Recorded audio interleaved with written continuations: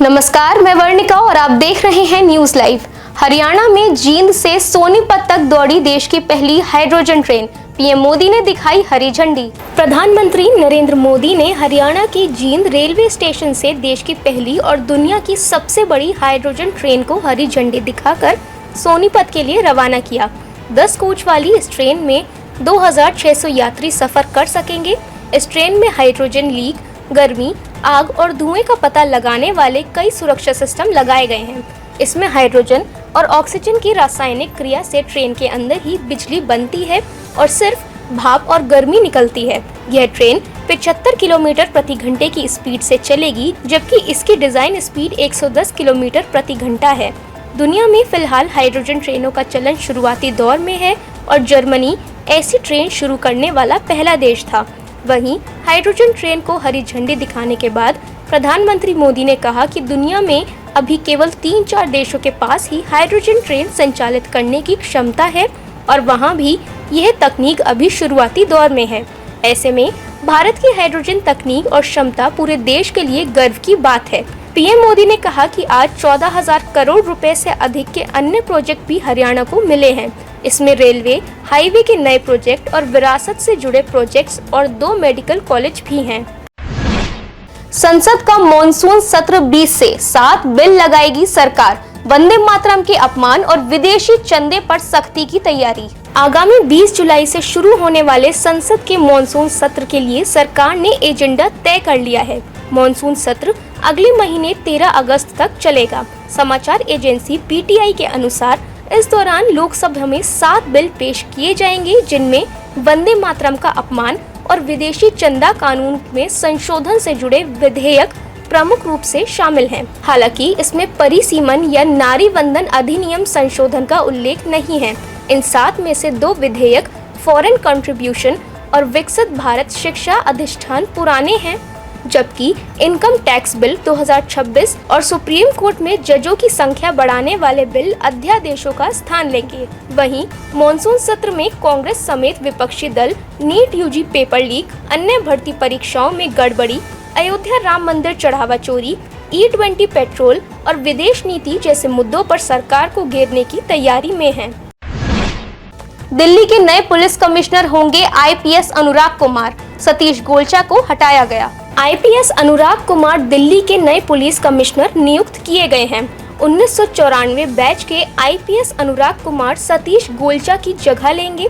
अनुराग कुमार अभी तक आईबी में स्पेशल डायरेक्टर थे। केंद्रीय गृह मंत्रालय की ओर से जारी पत्र में अनुराग कुमार को दिल्ली के नए कमिश्नर नियुक्त किए जाने की जानकारी दी गई है। इसके साथ ही गृह मंत्रालय ने यूटी कैडर के 1992 बैच के आईपीएस सतीश गोलचा को दिल्ली पुलिस कमिश्नर के पद से हटा दिया है। हालांकि सतीश गोलचा का कार्यकाल अगले साल मई तक था, लेकिन करीब 11 महीने पहले हटाने को लेकर तरह तरह की चर्चाएं की जा रही हैं। इसके साथ ही सतीश गोलचा को नए ऑफिसर के चार्ज संभालने पर आगे की पोस्टिंग के लिए दिल्ली के लेफ्टिनेंट गवर्नर को रिपोर्ट करने का निर्देश दिया गया है। अमेरिका का ईरान पर लगातार छठे दिन बड़ा हमला। ब्रिज, रेलवे स्टेशन और एयरपोर्ट पर दागी मिसाइलें, ईरान ने भी किया पलटवार। अमेरिका ने लगातार छठी रात ईरान पर बड़े पैमाने पर हमले किए। अमेरिकी सेंट्रल कमांड ने बताया कि फाइटर जेट, ड्रोन और युद्धपोतों से ईरान के सैन्य ठिकानों पर हमला किया गया। इसी दौरान भारत के निवेश वाले चाबहार पोर्ट पर मिसाइल हमला हुआ और मैरीटाइम कंट्रोल टावर को निशाना बनाया गया। इसके साथ ही ईरान के तटीय निगरानी केंद्र, एयर डिफेंस सिस्टम, सैन्य लॉजिस्टिक्स और समुद्री सैन्य ठिकानों पर हमले किए गए। अमेरिकी सेनाओं ने रणनीतिक रूप से बेहद अहम और स्ट्रेट ऑफ होर्मुज की निगरानी करने वाले शहर सिरिक हवाई हमले जारी किए। अमेरिका ने बुशहर के साथ खामिर बंदरगाह के पास 2 पुलों और ईरान शहर एयरपोर्ट को भी निशाना बनाया। ईरान के ऊर्जा मंत्रालय के अनुसार अमेरिकी हमलों में बंदर अब्बास और आसपास के गांवों की बिजली लाइनों को नुकसान पहुंचा। वहीं ईरानी सेना ने दावा किया कि उसने बहरीन के साखिर एयरबेस पर अमेरिकी हेलीकॉप्टरों और टोही विमानों को निशाना बनाया है। हिटमैन रोहित शर्मा के संन्यास को लेकर अटकलें तेज। माता पिता पहुंचे लंदन।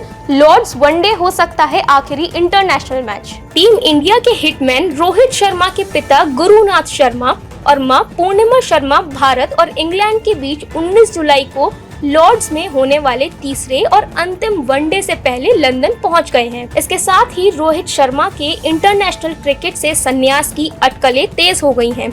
मीडिया रिपोर्ट्स के अनुसार यह मैच रोहित शर्मा के वनडे करियर का आखिरी मुकाबला हो सकता है। यह भी कहा जा रहा है कि टीम इंडिया के हेड कोच गौतम गंभीर और चयन समिति ने पिछले सप्ताह ही रोहित शर्मा को भविष्य के रोड मैप की जानकारी दे दी थी। चयनकर्ता 2027 के वनडे विश्व कप को ध्यान में रखते हुए आगे बढ़ रहे हैं और उनकी योजना टीम में युवा खिलाड़ियों को शामिल करने की है। ऐसे में माना जा रहा है कि भविष्य के वनडे सेटअप में यशस्वी जायसवाल जैसे युवा बल्लेबाजों को नियमित भूमिका मिल सकती है। शेयर बाजार में लौटी हरियाली, सेंसेक्स 800 अंक तक उछला, निफ्टी 24,300 के पार, रुपया भी मजबूत। हफ्ते के आखिरी कारोबारी दिन घरेलू शेयर बाजार में जोरदार तेजी देखने को मिली।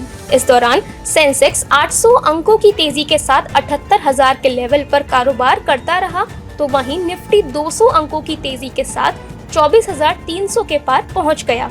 आज के कारोबार में आईटी, ऑटो और बैंकिंग शेयरों में खरीदारी का रुख रहा। इस दौरान इन्फोसिस के शेयरों में 3% की वृद्धि दर्ज की गई, जबकि विप्रो के शेयर 1% गिर गए। वहीं जापान का टॉपिक्स 2.4% नीचे, जबकि ऑस्ट्रेलिया का S&P ASX 2000.8% तक गिर गया। इसके साथ ही हांगकांग का हैंग सेंग 0.8% और शंघाई कंपोजिट 1% नीचे आ गया। इस बीच भारतीय रुपया अमेरिकी डॉलर के मुकाबले 14 पैसे मजबूत हुआ और शुरुआती कारोबार में 96.28 के लेवल पर पहुंच गया। घरेलू सराफा बाजार में उतार चढ़ाव जारी, एक बार फिर गिरे सोने चांदी के दाम। सराफा बाजार में सोने चांदी की कीमतों में लगातार उतार चढ़ाव देखा जा रहा है। आज एक बार फिर सोने और चांदी के भाव में गिरावट आई। आधिकारिक वेबसाइट ibjrates.com के अनुसार 999 शुद्धता के सोने का रेट घटकर 1,41,264 रुपए प्रति 10 ग्राम और 995 शुद्धता के सोने का भाव 1,40,698 रुपए प्रति 10 ग्राम हो गया।